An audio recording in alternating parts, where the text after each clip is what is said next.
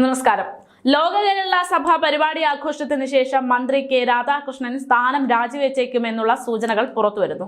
2024 ലോക്സഭാ തെരഞ്ഞെടുപ്പിൽ ഇടതു മുന്നണിക്ക് കിട്ടിയിട്ടുള്ള ഏക വിജയത്തിന്റെ കാരണക്കാരനാണ് കെ രാധാകൃഷ്ണൻ. മന്ത്രിയായിരിക്കെ മത്സരിച്ച് ജയിച്ചതിനാൽ MP സ്ഥാനം തുടരാൻ വേണ്ടി കെ രാധാകൃഷ്ണന് നിലവിലെ മന്ത്രിസ്ഥാനം രാജിവെക്കേണ്ടതുണ്ട്.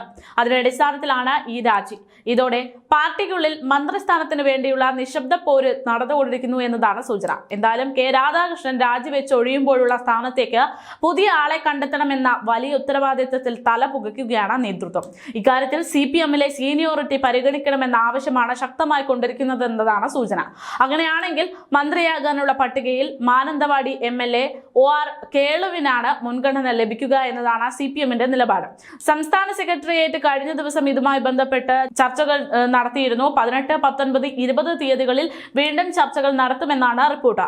സംസ്ഥാന കമ്മിറ്റിയും ഇതിന്റെ അടിസ്ഥാനത്തിൽ ചേരും. ഇതിനുശേഷം OR കേളുവിനെ മന്ത്രിയാക്കാനുള്ള ഔദ്യോഗിക തീരുമാനം പ്രഖ്യാപിച്ചേക്കുമെന്നാണ് സൂചന.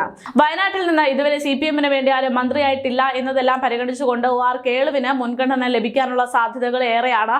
പാർട്ടിക്കപ്പുറത്തുള്ള പൊതു സ്വീകാര്യതയും 2 തവണ MLA ആയിട്ടുള്ള പരിഗണനയുമാണ് OR കേളുവിനെ കൂടുതൽ മുൻതൂക്കം നൽകാനുള്ള പ്രധാന കാരണമായി CPM കാണുന്നത്. സംസ്ഥാന കമ്മിറ്റി അംഗം കൂടിയാണ് അദ്ദേഹം. ഇതും കേളുവിന് അനുകൂലമായിട്ടുള്ള ഘടകമായി മാറും. പട്ടികവർഗ വിഭാഗത്തിൽ നിന്ന് OR കേളു മാത്രമാണുള്ളത് എന്നതും ശ്രദ്ധേയമാണ്.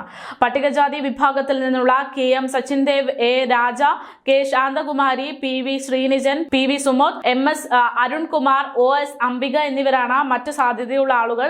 മന്ത്രി മുഹമ്മദ് റിയാസിന് സച്ചിൻദേവിനെ മന്ത്രിയാക്കാനുള്ള അഭിപ്രായങ്ങൾ ഉണ്ട് എന്ന തരത്തിൽ വാർത്തകൾ പുറത്തുവരുന്നുണ്ട്. പട്ടികയിൽ 2 തവണ MLA ആയതും OR കേളുവാണ് മുൻപന്തിയിൽ നിൽക്കുന്നത്. കേളുവിന് ഇനി മത്സരിക്കാനും സാധിക്കില്ല.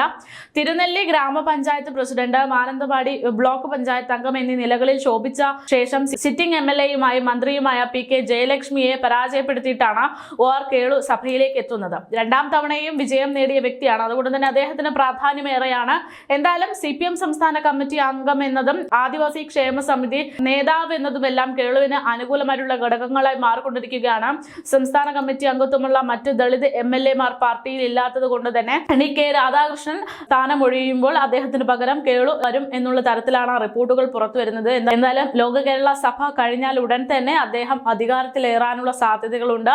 രാജി അപ്പോഴായിരിക്കും ഉണ്ടാകുക എന്നുള്ള സൂചനകളാണ് പുറത്തു വരുന്നത്.